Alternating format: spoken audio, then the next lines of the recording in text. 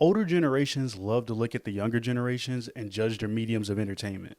I'm not really specifically talking about any one generation because everyone does it.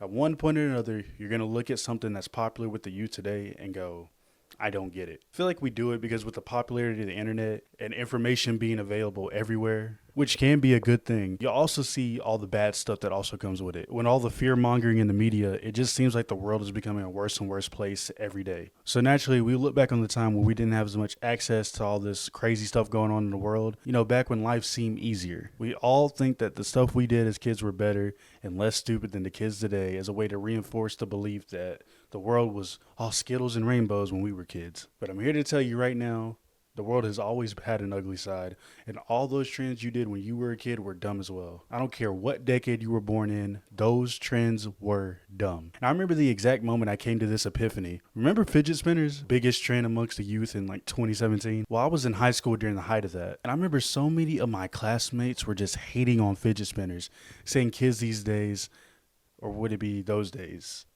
Whatever. Kids these days are so easily entertained, and the things that we like growing up weren't that dumb. And I'm hearing them say that, and I'm just like, so no one remembers Silly Bandz. Now, if you were not in the American elementary school system anytime from 2008 to 2010, you might not even know what Silly Bandz are. So let me just fill you in on one of the biggest trends of the late 2000s that rivaled the Nintendo DS and Justin Bieber. Silly Bandz were arm bracelets made out of silicone that were in the shape of random objects. And that's it. That's the whole gimmick. They were not hard to get. They were not expensive at all.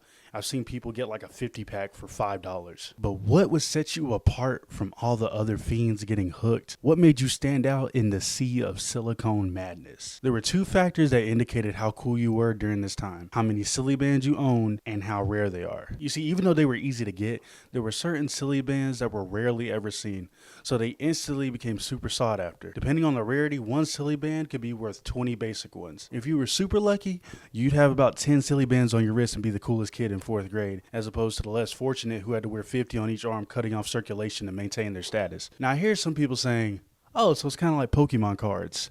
No. To this day, I don't think there has been a more volatile and unstable market as the Silly Bandz had on kids in America during that time. See, they were collectible items. And of course, once items become collectibles, inevitably comes the trade. Everyone was trading. Some kids were trying to improve their Silly Bandz roster with some rare bands. Others were trying to up the quantity of their arsenal. Then you had the kids like me, not really caring much either way, but just wanted to get in on the trend because all their friends are trading and they just wanted in on the fun. Now, my mom had got me and my younger brother a 20 pack of Silly Bandz to share between us, so I had 10 to start off with. Problem was, they were all your standard Silly Bandz that come in almost every pack. I was going everywhere trying to get my classmates to trade with me, but I had nothing of real value to offer. And one day, I bought a new pack of Silly Bandz, and in them was a glow-in-the-dark Silly Bandz. So the next day, I'm at school, and my boy Javier sees my new bling and offers to trade me for a regular yellow star Silly Bandz. Now, glow-in-the-dark Silly Bandz were worth at least 10 regular bands. Now, had I taken a moment to think about my decision, I would have bargained for something better instead of this measly common man's band. But I was so caught up in the heat of the moment. Finally, I was part of the trade. Finally, I was part of the trend. I was part of the club. This is my in to the market. But once the excitement died down and I came to realize I got scammed, at first I got mad at Javier. You're supposed to be my boy. We play soccer every day during recess. I helped you with your reading homework. Matter of fact, what's your last name, Javier? Started weighing my options on what to do next. The more I thought about it, the more I came to realize I was just going to have to accept it and move on. Because what else could I really do? I knew Javier wasn't just going to trade back with me. He just hit the most delectable lick on probably anybody in his life to this day. I wasn't going to try to take it back by force because I'd probably be short a friend and we get in trouble, which seemed like too much hassle for a rubber band. I guess I could have told a teacher, but I knew that was dumb for a few reasons. Number one, I ain't no snitch. Number two, telling a teacher would just 100% get Silly Bandz banned throughout the school because our teachers had a habit of just outright banning anything that caused any sort of tension between the students. And number three, Javier really didn't do anything wrong at the end of the day. If I had been more cautious, I would have never fallen for that. Looking back, he probably was joking and didn't actually expect me to trade. Even so, he taught me if I was going to be in the game, If I wanted to play, if I wanted to break bad, Bitch! I had to be ruthless. So that's what I became. First thing I needed to get back in the game was some good bands. The rarer the better. Now, even though silly bands were cheap, it's not like I could get an unlimited supply. Yeah, I could probably get a pack or two at a time, but like I said, there was no guarantee you would get any good bands with your standard pack. And it's not like my mom would understand any of this Bandz nonsense anyway. In her eyes, I was really just wasting money on rubber bands. I knew she never really said anything because the most I was spending was like $5 once every 2 weeks, maybe. And they're just rubber bands, which is a much safer hobby for kids than like crack or something. I don't know. Anyway, I knew buying packs back to back wasn't going to be an effective method to get my bands up. If I couldn't trade bands for other bands, I was going to have to resort to other methods. Hey, Susie, you need help with the reading homework? What kind of bands you got? Mike, you want to form an alliance for the free-for-all dodgeball game in PE? Throw some bands my way and you got a deal. Hey, Devin. Hey, Jerron. I see you have the special limited edition glow-in-the-dark Buzz Lightyear silly band. Yeah. Nice. How about we discuss a trade? What were you thinking? How about you give me the glow-in-the-dark Buzz and I'll give you a Pikachu, a medium McDonald's fry, and 2 fruit by the foots. Okay. Bands will make her dance. Bands will make her dance. Within a few weeks, I had more bands than I knew what to do with. I wasn't even trading standard bands anymore. If you didn't have anything that was harder to find than a Mewtwo and Pokemon Blue, I did not care for them. Kids started coming to me for the exclusive hookup on bands. Had kids who were at the top of the food chain in the silly bands ecosystem giving me a whole sleeve for just a few of mine. Which, if you ask me, saved a lot of these kids' arms because they can get some blood flowing again. So if you went to school with me and you still have both your arms by the end of 4th grade, you're welcome.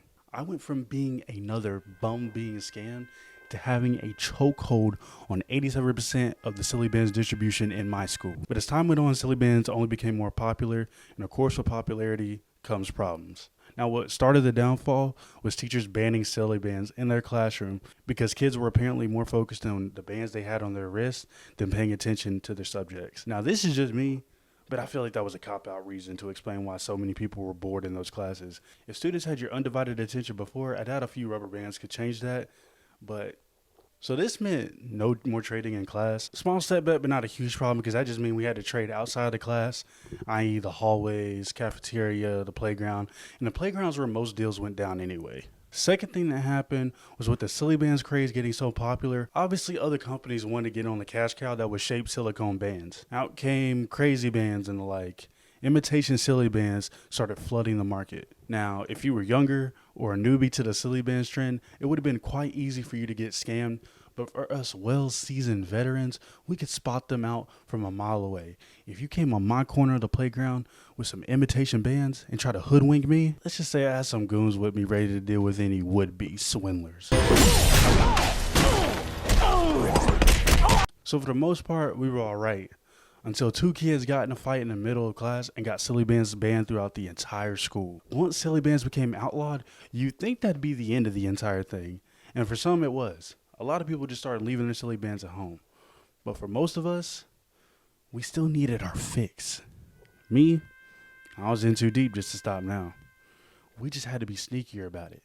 But that just upped the thrill of the game. Meetups on the playground would be tense. Like I'd be like, yo, you got the bands? I'm like, yo, don't you know the code word? What code word? The silicone. Why not just say silly bands? Because that's not how it's done, fool. You don't call the stuff by its actual name when you're doing a deal. Do you hear anyone calling weed marijuana to their plug? You sound like a real fed right now. Let me make sure you ain't wearing a wire. The competition became even more cutthroat. One time I saw another kid doing deals on my corner of the playground. Remember that scene in Breaking Bad where Walt saw that guy buying equipment to make meth? That's how that felt. Ran up on him, I was like, stay out of my territory. I shut him down real quick. The one day we're sitting in class when 2 teachers come in with a kid who has a bruise on his face and arm and stands at the board in front of the whole class. Then our teacher comes up to them. And you know how teachers do that thing where they put the folder up in front of their face so we can't see what they're talking about?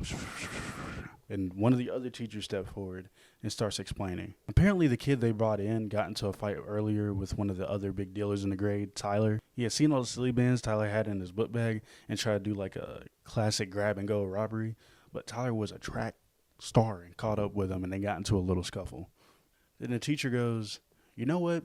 We tried to do this the nice way. We told you to leave those stupid rubber bands at home. You are here to learn, not to mess around. Tyler, come to the front. Bring your bag. Tyler came to the front of the classroom. They opened up the middle compartment of his book bag. He reached in and pulled out a Ziploc baggie full of silly bands. Grabbed the trash can from the corner of the room and threw them all in there. Barbaric disposal of Tyler's silly bands.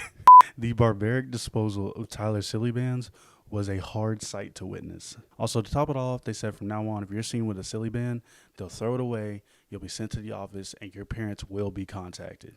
They'd put a whole RICO case on you if you brought silly bands to the school from that point on. And after that, almost as fast as they rose to the top, silly bands fell off, as I can only imagine similar situations happen in every school across America. So if you heard this story and you think I played it up for dramatic effect, maybe so. But that's really how it felt at the time.